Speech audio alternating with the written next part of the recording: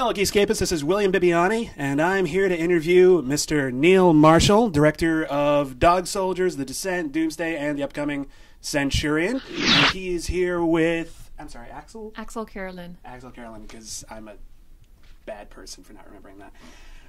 But you were here to talk about Centurion. It's your latest film. And I'm sure what I love about the entertainment industry is that in order to make a movie, you have to pitch it constantly to convince people to make it.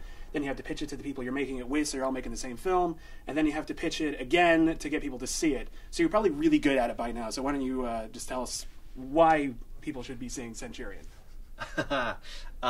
Centurion is the bloodthirsty tale of the Roman invasion of Scotland that went horribly wrong. Yeah. And it's about a bunch of Romans who survive an attack by the Picts and have to fight their way back home again.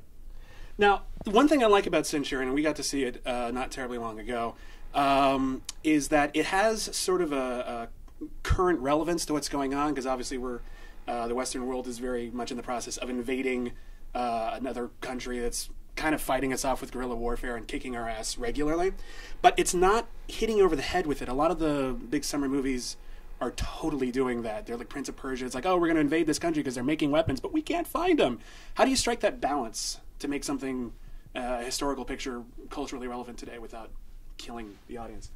Well, the thing was, I didn't set out to make any kind of allegorical tale about that. It was something that I kind of it occurred to me when I was writing it, and as I got to make it, that the comparisons were there. But almost as soon as I realised they were there, I thought, okay, the best thing I can do here is ignore them.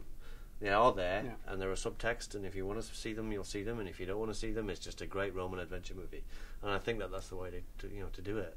No, it's very cool because it's a Roman adventure movie, but it's not this huge epic. It's a relatively grounded, sort of Walter Hill-ish kind of chase thing. And how did you?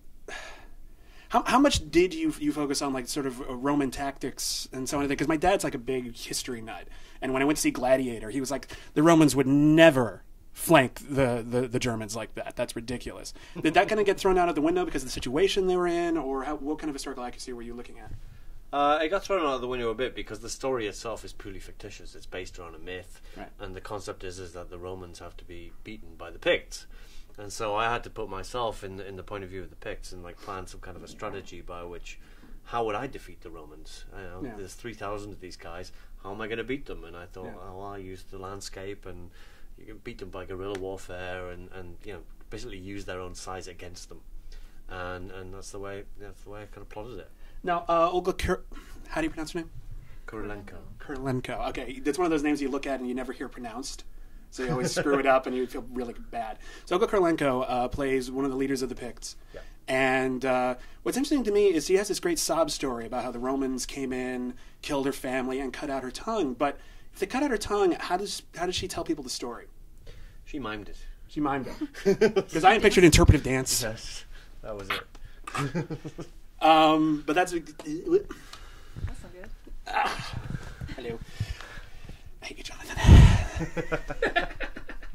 But here's the thing, and I noticed that you were actually in the movie, and you got to actually murder some Romans yourself. I did. And was that? Did you really do that? Was that method, or how did you? How were the action sequences with you? Cause, it was awesome. It was just awesome to do. What do you mean? Did I actually kill people? Well, I got swept up in the magic of filmmaking. Yeah, I got pretty much into it. Yeah. Yeah. I guess that if I had had that option, if the axe had been real, I would have stabbed quite a few people. You would have kicked some ass. But you had that blue makeup that the Pigs had. What is that actually made out of? I always wondered where they found all that blue stuff, because everything in the film was so gray.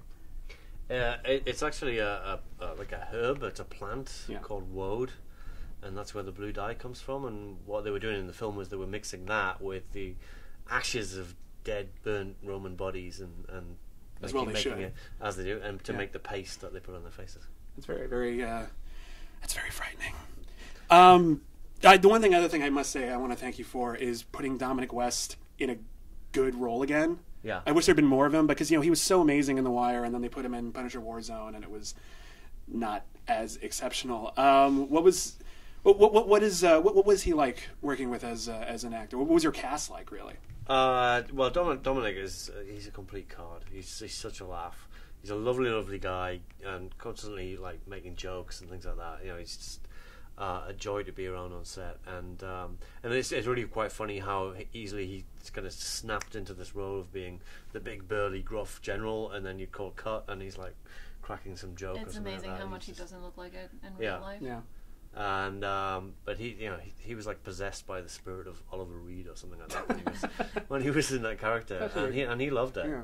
And it is, look back on it now, you kind of think, God, it is a shame that we lose him too early in the film in a way. But Yeah, it was the necessity of the story. Don't want to give too much away. No, not at all. But because you should be seeing it at home. It's a very, very cool little action movie. Well, I'm about to. Better yet, see it in theaters. Especially see it in theaters. Yeah, it's really worth it. It's big. Well, before we leave, I wanted to clarify something because when I was doing a little prep for this, I was looking at some of your previous films on IMDb, and there is, and IMDb is, of course, the completely infallible source of information. The font of all knowledge. Absolutely. But there's a thing in the trivia for Doomsday, which is a movie I really do love. I know what you're going to ask. Yeah, you do you? About the Tom Hanks? Yeah, they say Tom Hanks recorded a voiceover Yeah, for Rona Mitra's eye. Is there any truth to that? Why would an eye have a voice anyway? No, of course not. I have no idea where that came from. I read it like just going, what? Why wouldn't we keep that in the film if we had Tom Hanks in it? Yeah, obviously we had Tom Hanks do a voiceover for an eyeball. Yeah. And we decided to not at use all. it. Yeah. He's a hack. He's a I have hack. no idea where that came from. It's fascinating. I'm so glad we clarified that because that's been weirding me out. You're the forever. first person who asked about it, though. Am I really? Yeah. I'm a badass.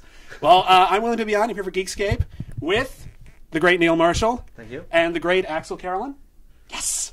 Such a badass. And please go see Centurion. See it on demand, 7/23, in theaters 8/27. Please do. It's a really excellent movie. My dad's going to love it. Thank you very much. Cool. Thank you. Thanks.